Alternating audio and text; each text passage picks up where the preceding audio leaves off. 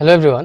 ইংরেজিতে কথা বলতে গিয়ে যদি আপনি 100% কনফিডেন্ট হতে চান, 100% কনফিডেন্সের সাথে যদি ইংরেজি বলতে চান, আমি যে 1 মিনিটে যা বলবো আপনি যদি মনোযোগ দিয়ে শুনতে পারেন, এই জিনিসটা যদি আপনি কাজে লাগাতে পারেন, আপনার ইংরেজি ইমপ্রুভ হবে ইনশাআল্লাহ।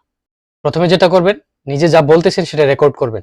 এটা শুনবেন যে আপনি রেকর্ড করতে গেলে টের পাবেন যে আপনি কি ভুল করেন, হ্যাঁ? কি ধরনের জড়তা আপনার আসে, সমস্ত কিছু আপনি টের পাবেন রেকর্ড করতে গেলে।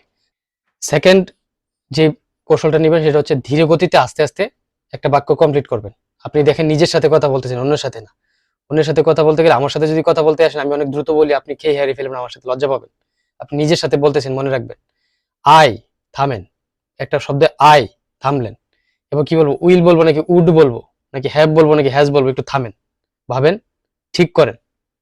এভাবে ধীরে, ধীরে করেন। কিছুদিন করেন, ফ্লুয়েন্সি এসে যাবে।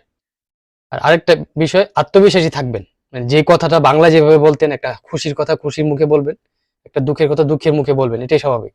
এই ফেসটা রাখেন। এই ফেসটা রাখলে আপনার নিজের ভিতরে একটা কনফিডেন্স থাকবে। ইংরেজি বলতে গিয়ে আপনি যদি অনুভূতি হারায় ফেলেন, আনন্দের অনুভূতি, আপনার আনন্দ আর কাজ করতেছে না, আপনার কাজ করতেছে হচ্ছে টেনশন, তাইলে হবে না। ওই অনুভূতিটার উপর ফোকাস দেন। অনুভূতিটা ঠিক থাকলে ভাষা একটু উলটপালট হইলেও মানুষ বুঝে নেবে যে কি বলতে চান। এই ট্রিকগুলো ফলো করেন, ইনশাআল্লাহ আপনার ইংরেজি আটকে থাকবে না। 100% কনফিডেন্সের সাথে আপনি ইংরেজি বলতে পারবেন। ধন্যবাদ।